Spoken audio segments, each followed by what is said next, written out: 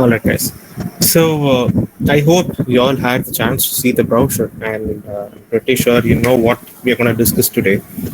So we already have a response in the chat box saying, trust. That was the very first message that we received on seeing this particular slide. Agreed.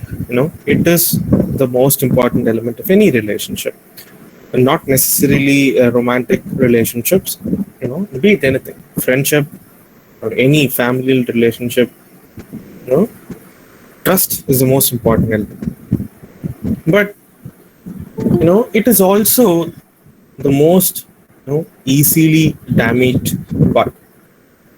Let's say, where does a lot of you know, relationships break? It is when the trust is break.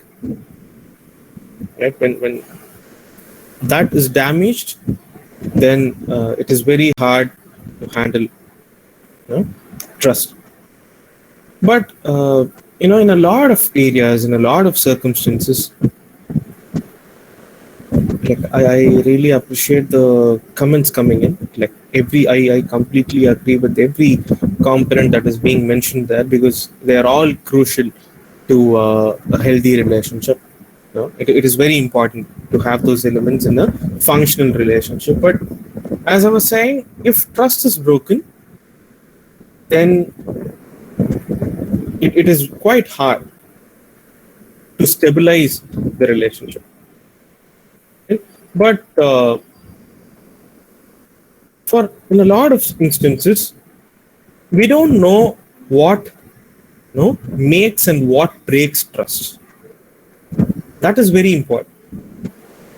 For you to understand when will you trust someone and when you won't.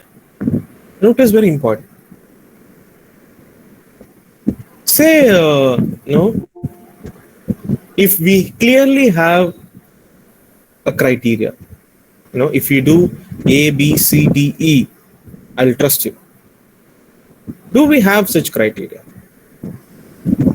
Right? Do we have a clear-cut mechanism, let's say a framework, to define and complete trust? We have a message from Ayan saying, ability to grow, forgive, understand, and to respect the person and see them for what they are. Okay. Right? It is one way to look at it, a particular perspective. But what we are planning to discuss right now is there a universal framework? Right? Like one size fits all kind of a framework. Whether we can give a definite set of factors and tell, no, this is what makes and breaks trust. Will that be doable? Will that be possible? Because everybody's love language is different, right? For a lot, everybody's love language is different. Similarly, everybody's perspective to trust is also different.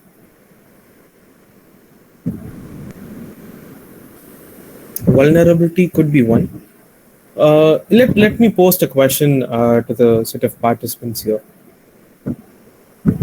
When will you trust someone? Be it a friend, be it a partner, whoever it is. On what basis do you trust someone? How can someone win your trust? Talk very subjectively, like from your point of view. When will you trust someone?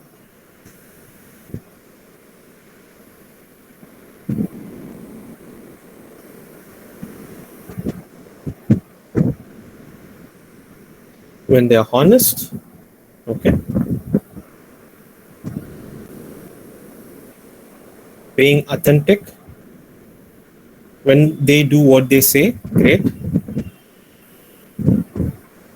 Not lying about anything, primary.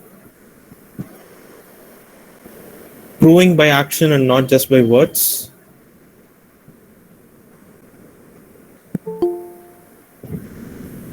Self-discipline, okay.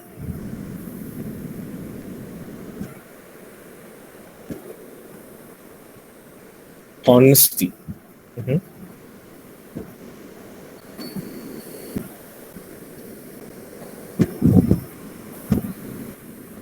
Values. Okay.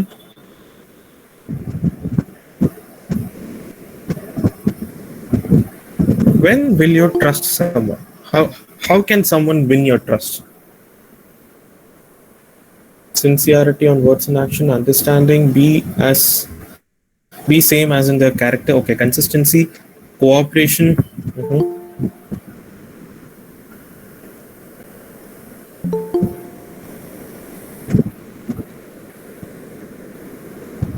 Honesty is a common factor that is repeated.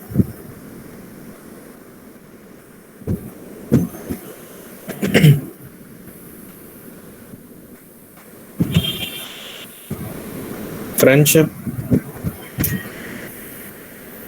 Okay, faith. It is more like an instinct. It happens.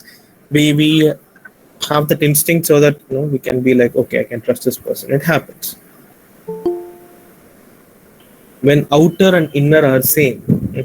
Interesting. Understanding.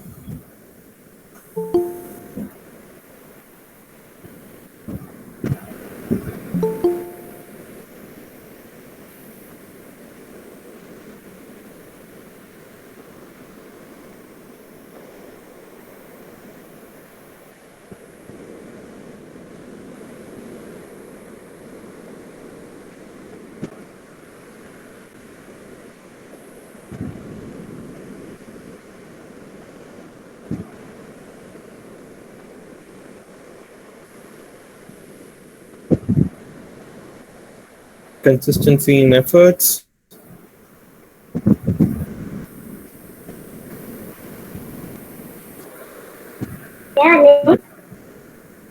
Okay, we have had quite a lot of points here. Thanks for the active participation. Depends on what I perceive of the person or how I perceive him or her. Again, more like an instinct area. All right. So we have a pioneer researcher in the area of trust. Her name is Brené Brown.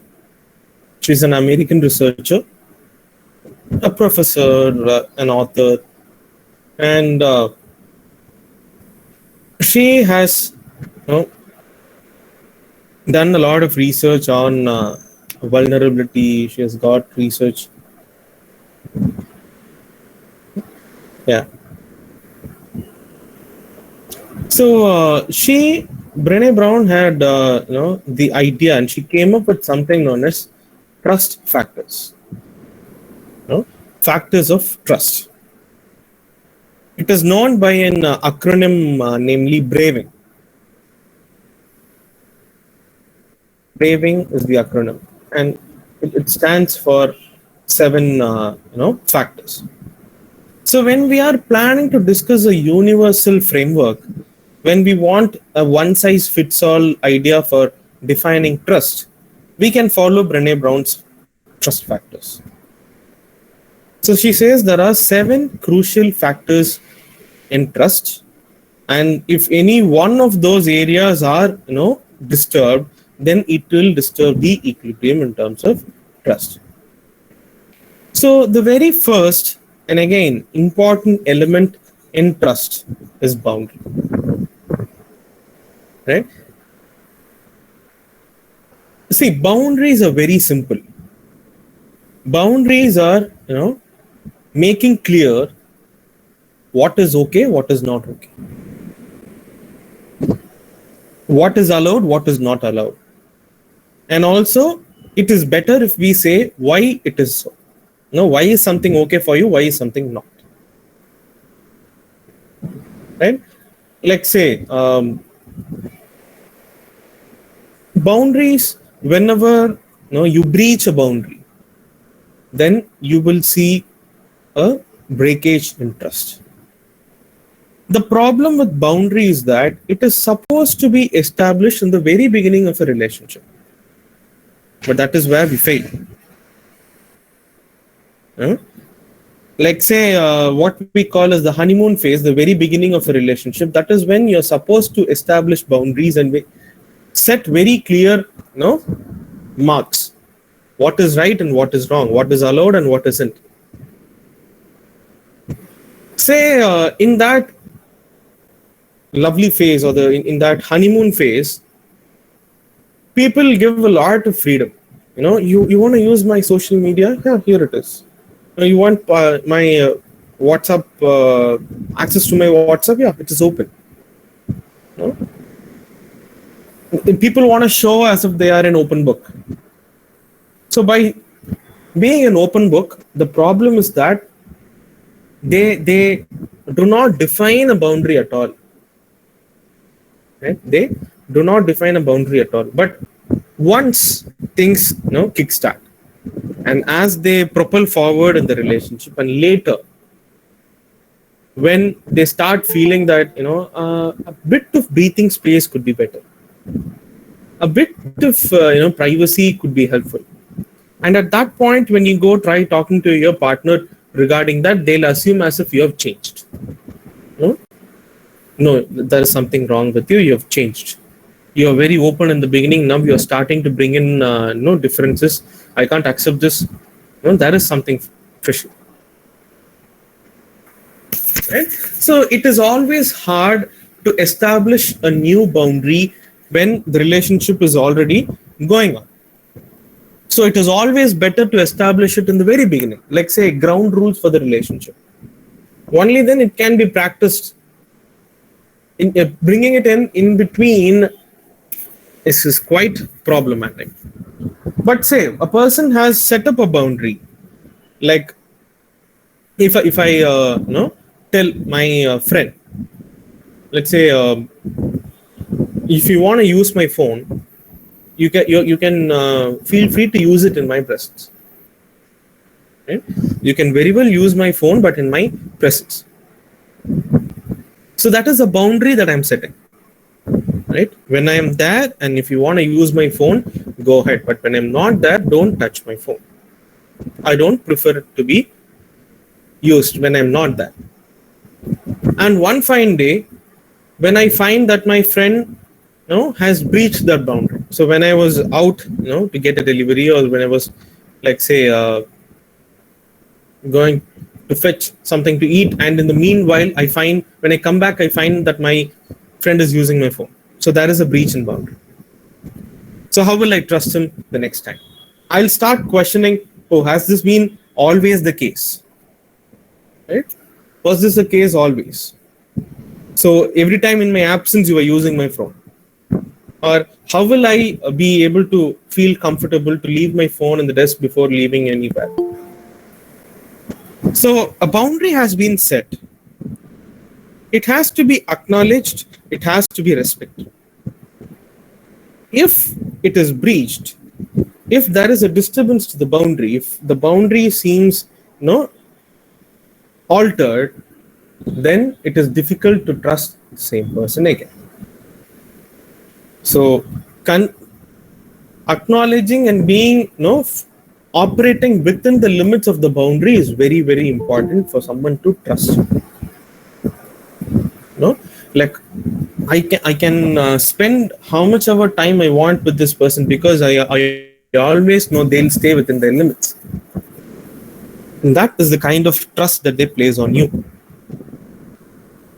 And at one point you try to be a little beyond the boundary, and then you try something else with them, and you'll never get a chance to talk to the person again because you've breached that boundary.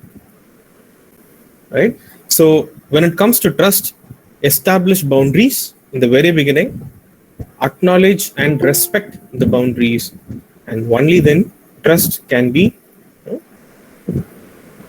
persistent, intact.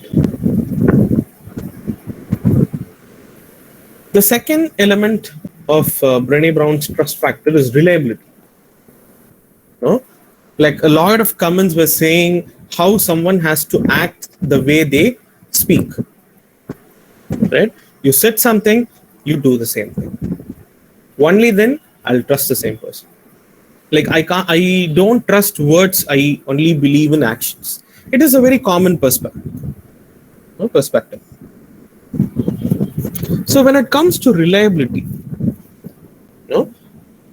you have to do what you say you'll do. If you're not sure about something, when you're not sure whether you'll be able to do something, do not promise. That is a rule of thumb. You know? Like say you're not sure whether you'll be able to reach the location by 7 in the evening. Don't give a commitment that I'll be there by 7. Because once you give a commitment, they'll expect you to be there by 7. And when you're not there, then that is going to disturb the trust levels. Right? Never overpromise or never promise when you're unsure. Right? Say once, twice, it's fine. Again, it is based on the limits of the person.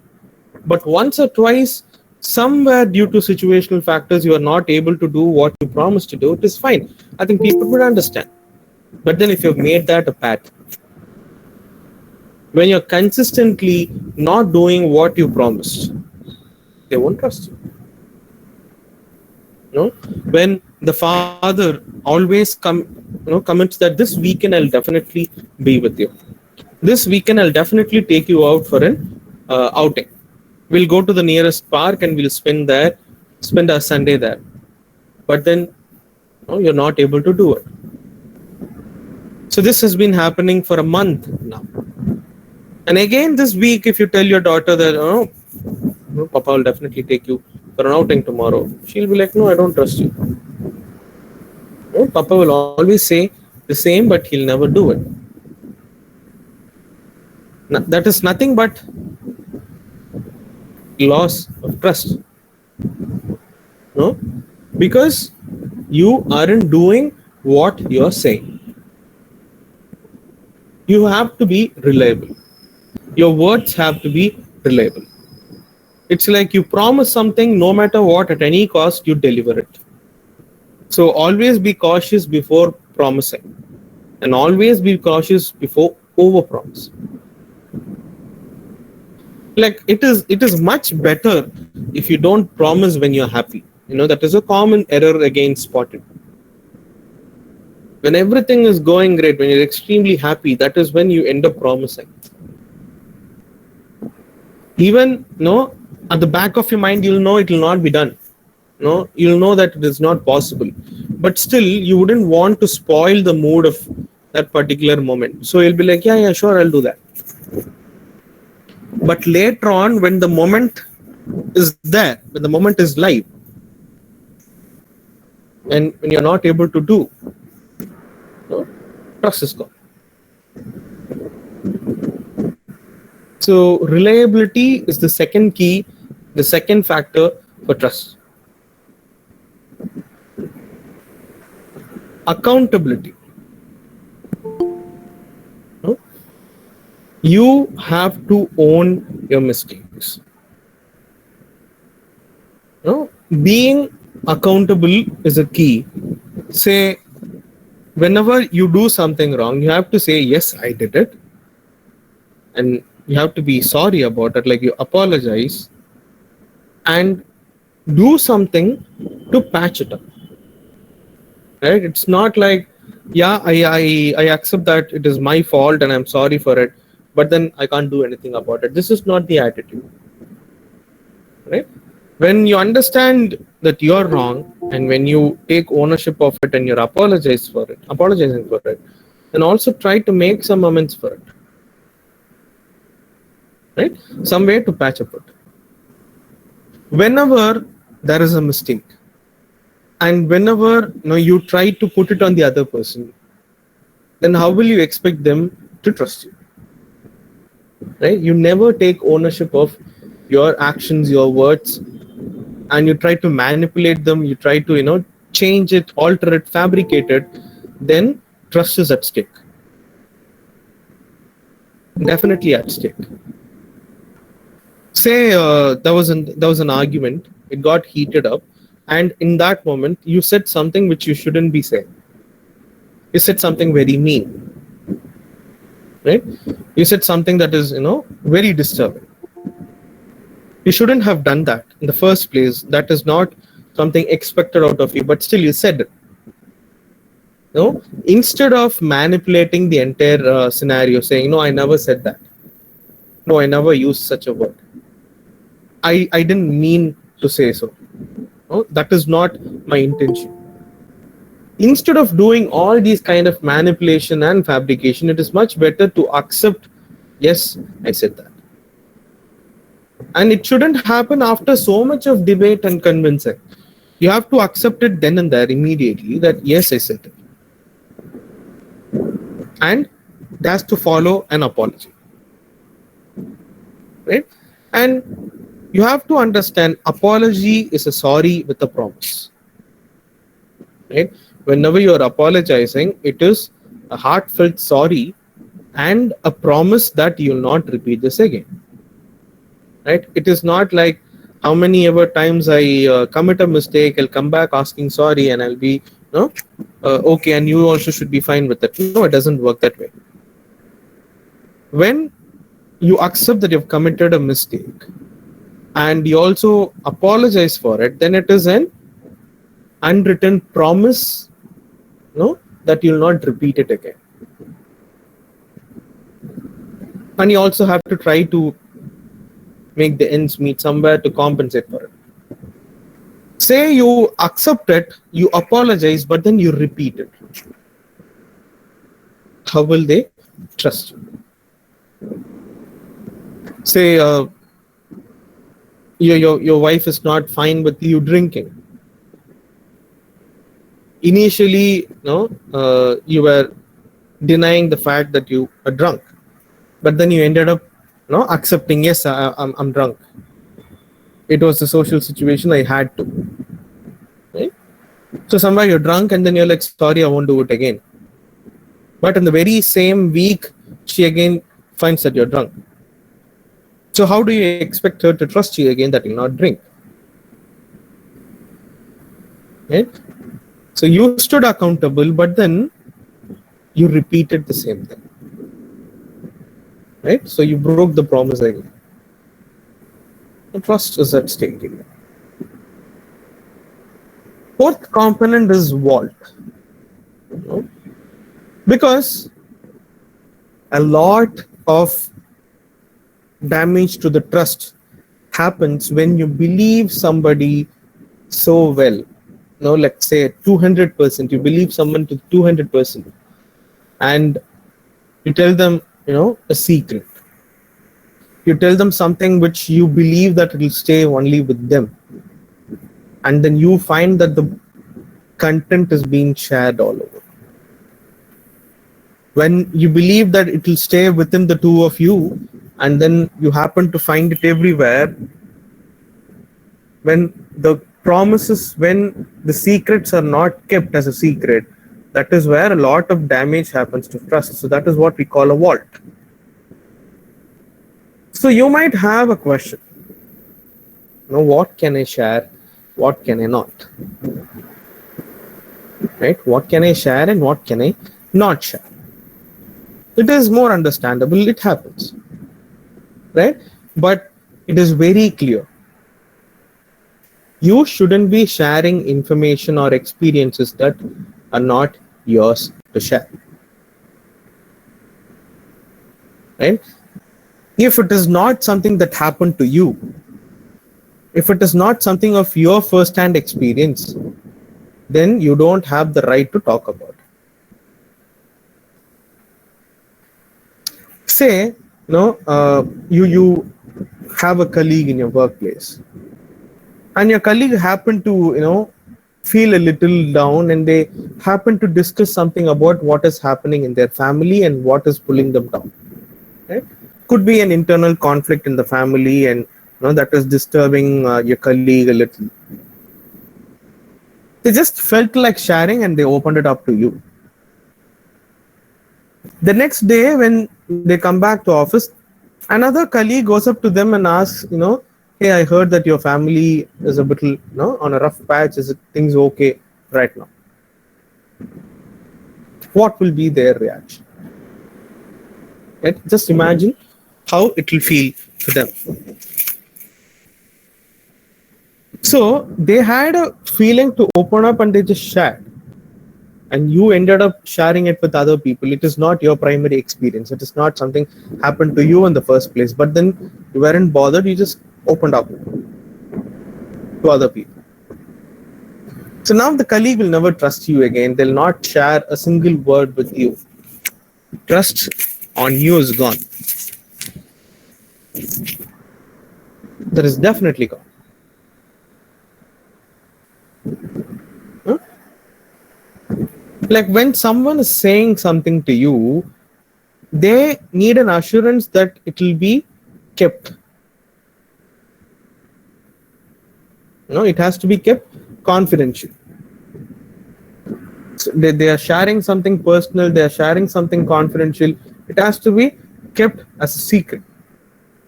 It is very important.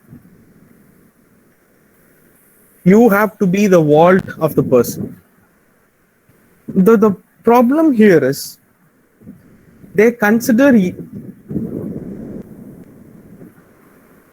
true, and they also tend to have a sense of pleasure out of it. God knows why. They derive some pleasure out of it, not explainable. The problem here, and why it is a very core emotional damage when it comes to vault, is that when someone is sharing something with you, people believe that you are a safe space and it is okay to talk something to you. They consider you to be a safe space. We do not consider people as a safe space that easy. It doesn't happen just like that. But when they do that, and when they get to know that they have chosen a wrong safe space,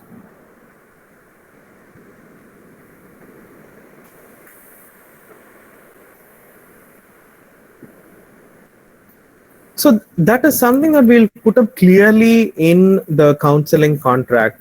When it comes to confidentiality, we'll clearly say what will we keep confidential, what we won't, and what will urge us to break the law of confidentiality, and what and to whom will we take it to. So that is something very clear that we'll put up in the counseling contract before we start. Okay. So vault is the fourth one, and the next element in trust is integrity. Right? Integrity is very simple. It is choosing right over what is easy, choosing the right over what is fun, choosing the right over what is fast. It is like choosing courage over comfort.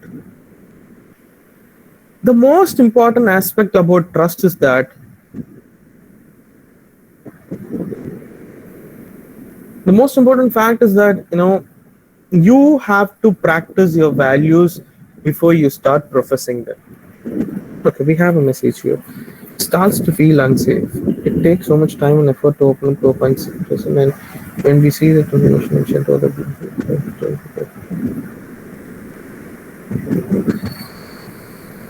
Exactly.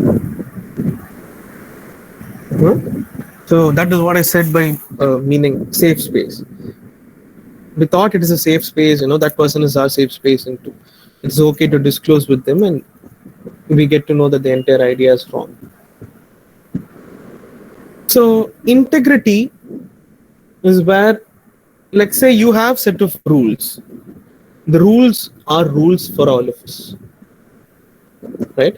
Rules are rules for all of us. So let us say a very simple example. I think we also had to mention it yesterday, but let me repeat. The husband is very particular about not having the wet towel in the bed. I think this is just said yesterday, but still, the husband is very particular about not having the wet towel in bed. He is very much like a very strong no to it. So in the very beginning of the relationship, there was a lot of times where he had to pinpoint his wife's behavior, and it's like, I told you not to do this, I told you not to do this. So it has become a practice. But then one day the wife finds out that His husband's towel is there in the bed. Wet towel is in the bed. And when she points it out, and when she questions it, you used to talk about not putting wet towels in bed. See, where is your towel right now? And immediately he responds like, big deal. No, it just happened once. What a big deal. It's okay. It doesn't matter. Nothing is going to change by just putting my wet towel and bell for once. See how he completely changed his ideology. Because he chose to go by comfort than courage. If he's courageous, he'd be like, yes, I did it, I'm sorry. But he didn't want to do that. Right? He did not want to do that. He simply chose comfort. What a big deal.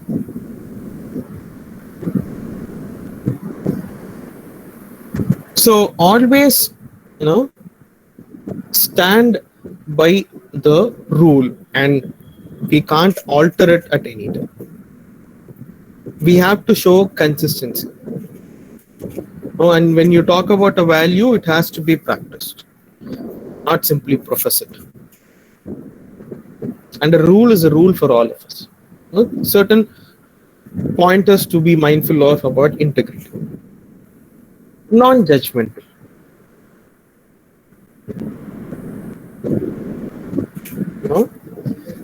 Say, when will you trust someone? When you can be your true self to someone.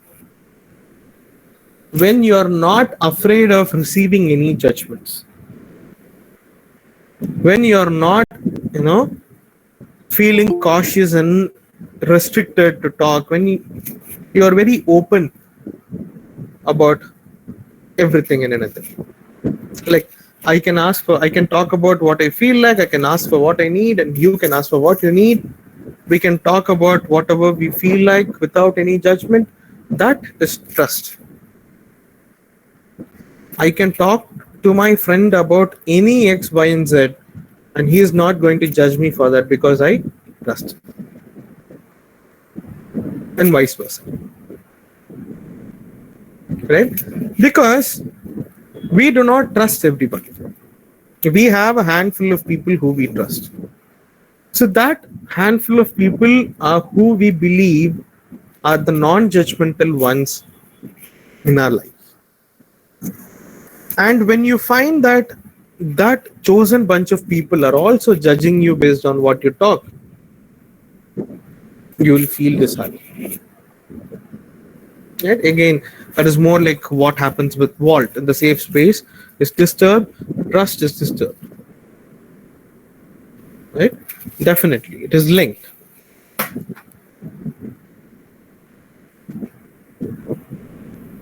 So let's say your friend is talking about one of his interests, your friend is talking about one of his ideas. We shouldn't be judging them on what they're talking about. Because they are talking about their interests and ideas with you because they trust you and they believe that you not judge them for that. And standing by it is very important. Because we will talk about our insecurities with only people who we trust. Right? So if you're gonna judge them, it'll add to their insecurity. Like the cycle continues. And finally, the last element of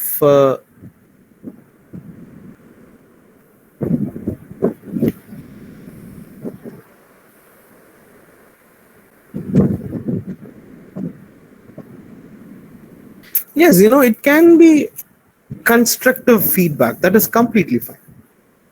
Right? When we put it across to them in a manner that it will not make them feel that they're being judged, or when you want to support them, when you show them that you are telling this out of complete concern, that will not be considered as a judgmental statement. Right? Like, we want them to improvise, we want them to make it a better version of the ideas. In that case, when it is constructive, it is completely fine.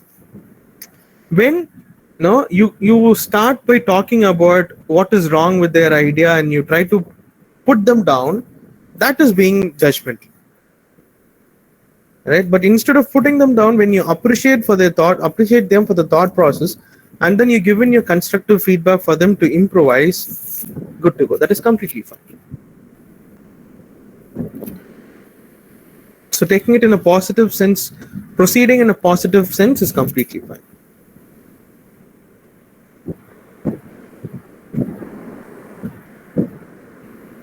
Exactly. Say no, it is very simple. They're saying an idea. As soon as you listen to it, you give them that judgmental look, or you start smiling at them or laughing at them. Then it is very clear for the person that you have judged them. You know? So when you listen to their idea and you're like, hey, that sounds nice, man, but you know, uh, if you can add this to your idea, it will be great. When you develop a conversation about it and you make them feel that you have complete concern in their idea, when you make them feel heard, then that is something which consolidates, which boosts trust.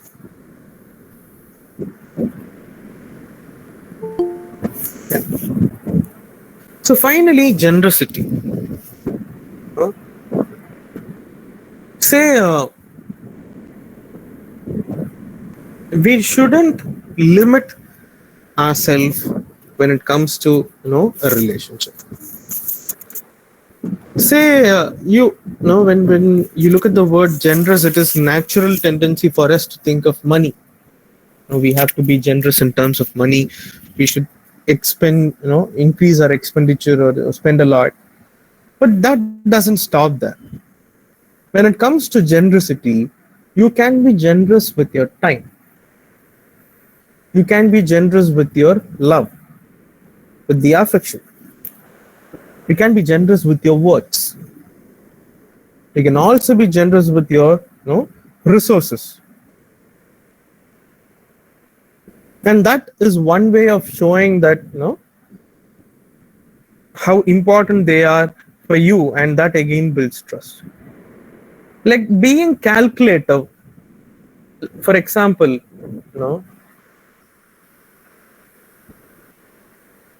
you have 1 hour of free time, right? 1 hour of available time.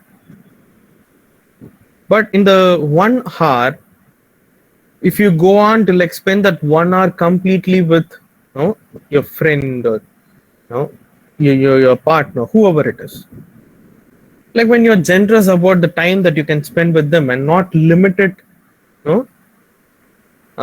with like, okay, 20 minutes, I can only give you 20 minutes, and I think I have to save the rest of 40 minutes for something else, right?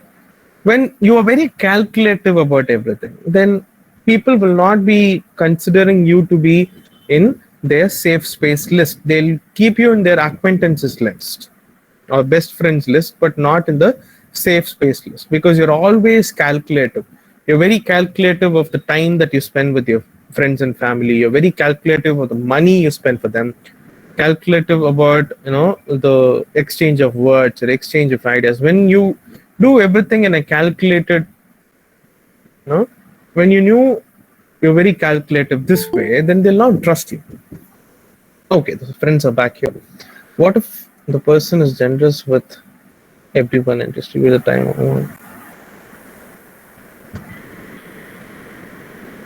Yeah, that is fine. That is fine. இந்த Like, டிக்ல இருந்து சொல்றதுக்கு இருக்கிறாங்க.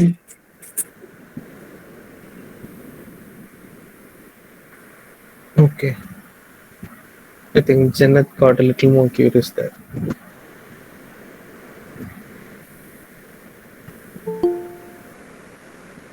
Okay, so being, say, distributing your time equally, that is still fine, but it's just that you shouldn't be calculative about it. No, you're, let's say, see, there is no medium. We'll always have one particular relationship on the upper hand, right? But the thing is that we shouldn't make it look as a very calculated approach. Say, you've planned, okay, I have 1 hour, I'm going to spend 15 minutes with four of my friends. That is not going to be appreciated. You should be like, okay, you can choose to prioritize. I'll first call this friend of mine, right? And you can continue to talk with that particular person. You can have build a conversation there. And then when it is 15 minutes, you should be okay, bye bye. I'm busy. I'll talk to you later. No, and you jump to the next person. You shouldn't be doing it in a very calculated manner. No, that is where you're staying one step behind. You're one step away from people. When you are treating everyone equally in a very natural sense, it's fine. Yeah, helping people in need is never bad. Agreed. Right? But it is always you who will choose your priority. Right? It should be you who choose the priority list. You shouldn't define the priority list based on other person's need. It doesn't work well that way. Right? You pick your priority list. It is better. Because from your perspective, your social circles will revolve around you in that area. Right? Like you are the central axis.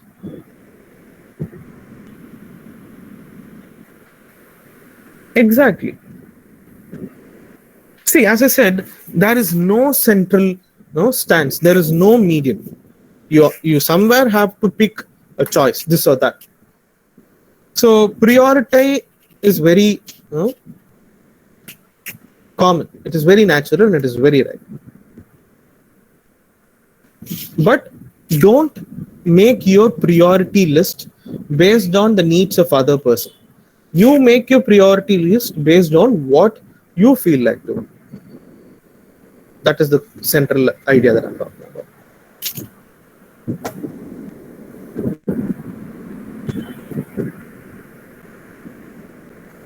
So could be, Abhinav, that you prioritize people who are in need. But then, is it something that you're doing for social approval, or is it something that you're doing to portray as a socially desirable friend, or is it something a natural quality? I think I'll leave that question to you. Okay, maybe it is a value, maybe that is your kind of upbringing. Much respected. Yeah, it's okay. See, yeah.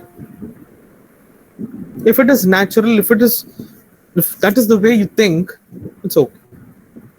But if it is something that you have calculated and if it is something that you have planned to do, it's better to change. So in your case, it's natural, it's fine.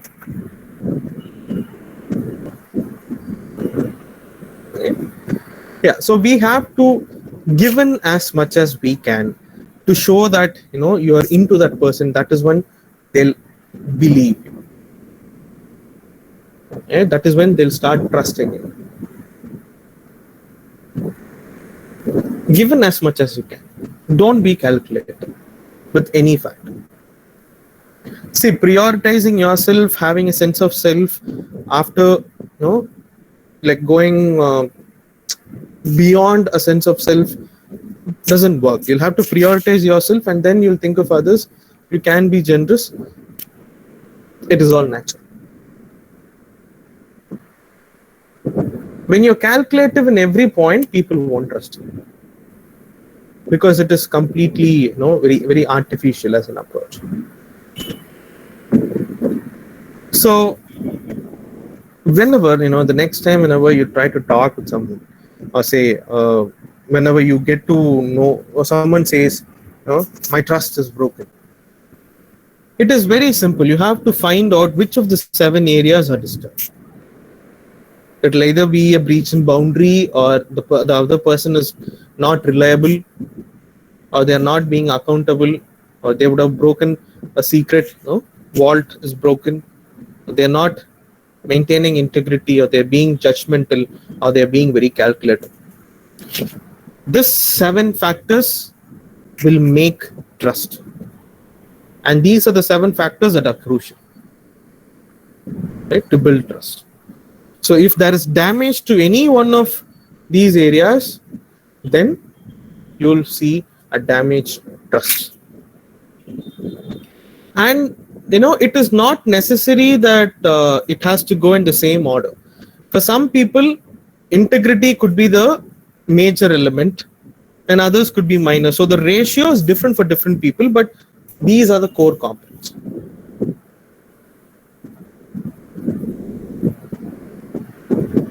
Okay, Ayan has a question if you want to read.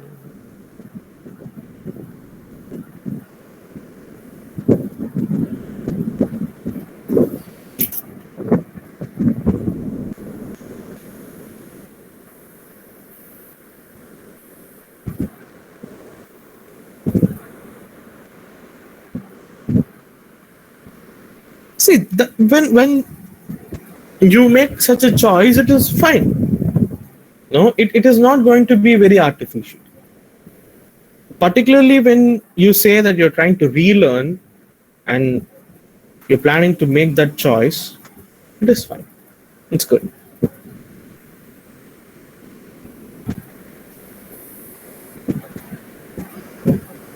Unless and until the motive behind that is positive, it is going to be good. The purpose why you want to make the choice is something, like a selfish factor. That is when it sounds, problematic. But if it is very on a positive sense, where you're thinking in the right direction, it is good.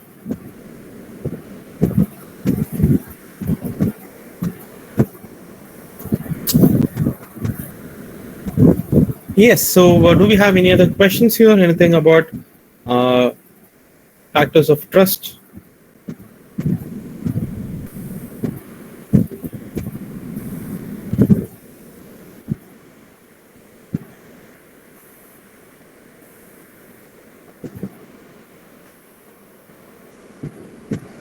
Yes. Do we have a query or comment or anything?